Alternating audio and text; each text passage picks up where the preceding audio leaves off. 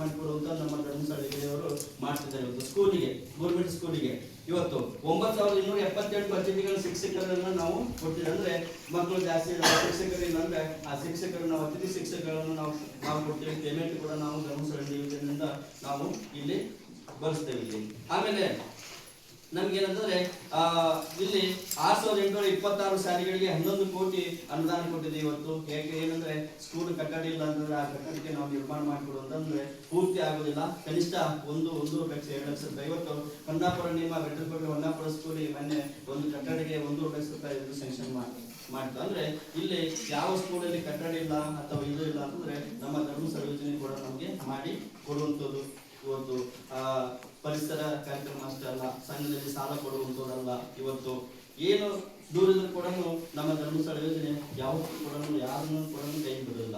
ಆದ್ರೆ ಇವತ್ತು ಹೆಗ್ಡೆ ಅವರು ಆರಾಮಾಗಿ ಇರ್ಬೋದು, ಆದ್ರೆ ಅವರಿಗೆ ಹೆಣ್ಮಕ್ಳು ಒಬ್ಬ ಮಗಳು ಮಾತ್ರ ಇದ್ದಾಳೆ, ಆರಾಮಾಗಿ ಇರ್ಬೋದು. ಆದ್ರೆ ಇಲ್ಲಿ ಕಡು ಬಡವರಿಗೆ ಕಡಿಮೆ ಬಡ್ಡಿ ದರದಲ್ಲಿ ಮಾಡಿಕೊಂಡು ಬ್ಯಾಂಕ್ ಮೂಲಕ ಅವ್ರಿಗೆ ಸಾಲ ಕೊಡ್ತಾರ. ನಮ್ಗೆ ಅನುದಾನ ಮುಖಾಂತರ ಇಡೀ ಕರ್ನಾಟಕ ಎಲ್ಲ ನಮಗೆ ಇದು ಒಂದೇ ಅಲ್ಲ, ಕೆರೆ ಕಂಪೌಂಡ್ ಸ್ಕೂಲ್ ಕಂಪೌಂಡ್ ಇಲ್ಲ ಅಂದ್ರೆ ಕೂಡ ನಮಗೆ ಮಾಡಿಕೊಡ್ತಾರೆ. ಅಂದ್ರೆ ಪಂಚಾಯತಿಂದ ಪರ್ಮಿಷನ್ ತಗೊಂಡು ನಿಮಗೆ SDMC ಇಂದ ಅದು ಎಷ್ಟು ಅಮೌಂಟ್ ಆಗ್ಬೇಕು, ಆ ಎಸ್ಟಿಮೇಟ್, ಇಂಜಿನಿಯರ್ ಎಸ್ಟಿಮೇಟ್, ಜಾಗದ ಒಂದು ಫೋಟೋ, ಆಮೇಲೆ ಒಂದು ಮನೆ ಒಂದು ಕೊಟ್ರೆ ನಮ್ಮ ಹೆಗ್ಡೆ ಅವರು ಒಂದು ಕನಿಷ್ಠ ಎಷ್ಟು ಆದಷ್ಟು ಒಂದು 50,000 1 ಲಕ್ಷ ರೂಪಾಯಿ ಕೂಡ ನಮ್ಮ ಕಂಪೌಂಡ್ ಕೂಡ ನಿಮಗೆ ಆದೇಶವನ್ನು ಮಾಡ್ತಾರೆ ಒಂದು ಸ್ಕೂಲಿಗೆ, ಗೌರ್ಮೆಂಟ್ ಸ್ಕೂಲಿಗೆ. ಅದು ಕೂಡ ನಿಮಗೆ ಉಪಯೋಗ ನಮಗೆ ಮಾಡ್ಕೋಬೇಕು.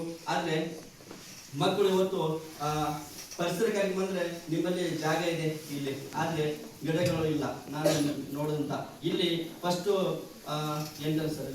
ಸ್ಟಾರ್ಟಿಂಗ್ ಅಂತ 8ನೇ ಕ್ಲಾಸಿಂದ 10ನೇ ಕ್ಲಾಸ್ವರೆಗೂ ನೀವು 2 ವರ್ಷ 3 ವರ್ಷ ಇರ್ತೀರಿ. ಆ 8ನೇ ಕ್ಲಾಸ್ ಬಂದಂತ ವಿದ್ಯಾರ್ಥಿಗಳಿಗೆ ಒಂದು ಗಿಡ ಅದು ನಮ್ದು, ಒಂದು ಗಿಡ ನೀವು ಹಂಚಿಕೊಟ್ರೆ ಶಿಕ್ಷಕರು ಒಂದು ಗಿಡ ಇದು ನಿಂದು, ನೀನು ಹೋಗೋವರೆಗೆ 3 ವರ್ಷ ನೀವು ಜೋಪಾನ ಮಾಡ್ಬೇಕಂತ ಕಂಡೀಷನ್ ಮಾಡಿದ್ರೆ ಆ ಮಕ್ಕಳು ಅದರಲ್ಲಿ ಗಿಡಗಳು ನೆಟ್ಟು ಅದಕ್ಕೆ ಮುಳ್ಳಿನ ಬೇಲೆ ಹಾಕಿ ಅದಕ್ಕೆ ನೀರು ಹಾಕಿ ಗೊಬ್ಬರ ಹಾಕಿ ಬೆಳೆಸಿ ಹೋಗೋ ಮುಂದೆ ಏನ್ ಮಾಡ್ತೀರಿ ಅದು ದೊಡ್ಡದಾಗಿ ಕೊಡಂಗೆ. ಇವತ್ತು ನಾನು ಊರಿಗೆ ಹೋದಾಗೆ ನನ್ನ ಗಿಡ ಇದೆ. ಇವತ್ತು 1ನೇ ಕ್ಲಾಸಿಂದ 7ನೇ ಕ್ಲಾಸಿಗೆ ಒಂದು ಗಿಡ ನೆಟ್ಟಿದ್ದು, ಊರಿಗೆ ಹೋದಾಗ ನಾವು 1ನೇ ಕ್ಲಾಸಿಂದ ಏನು ನಾವು ಕಲಿತಿದ್ದು 7ನೇ ಕ್ಲಾಸಿಗೆ ಬಿಟ್ಟು ಬರುವಾಗ ನಾವು ಆ ಗಿಡದ ಹತ್ರ 10 ಬಂದಿದ್ದೇವೆ.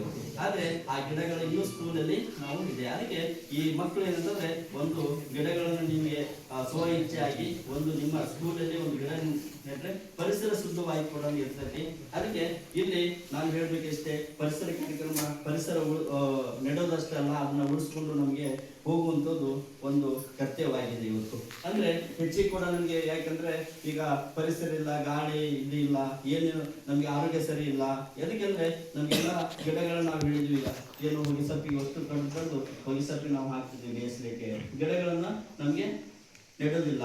ಅದಕ್ಕೆ ಇಲ್ಲಿ ಪರಿಸರಕ್ಕಾಗಿ ಇನ್ನೂ ಬೇಕಂದ್ರೆ ನಮಗೆ ಸ್ಕೂಲಿಗೆ ಜಾಗ ಇದೆ, ಇನ್ನೂ ಬೇಕಂದ್ರೆ 100 ಗಿಡಗಳು ನಾವು ಒದಗಿಸ್ತೇವೆ. ಆ ಗಿಡಗಳನ್ನು ನೀವು ಬೆಳೆಸಿ ನಾವು ಒಂದು 8ನೇ ಕ್ಲಾಸ್ ವಿದ್ಯಾರ್ಥಿಗಳಿಗೆ ಒಂದೊಂದು ಗಿಡಗಳನ್ನು ಹಂಚಿಕೊಟ್ರೆ ನಾಳೆ 100 ವರ್ಷ ನಿಮ್ಗೆ ಬರುವಾಗ ಒಂದು ಗಿಡ ಇರ್ತೈತಿ ಅಂತ ಅನ್ನೋದು ಇಲ್ಲಿ ನಿಮ್ಗೆ ಶಾಶ್ವತವಾಗಿ ನಾನು ಹೇಳ್ತಾ ಒಂದು 2 ಮಾತು.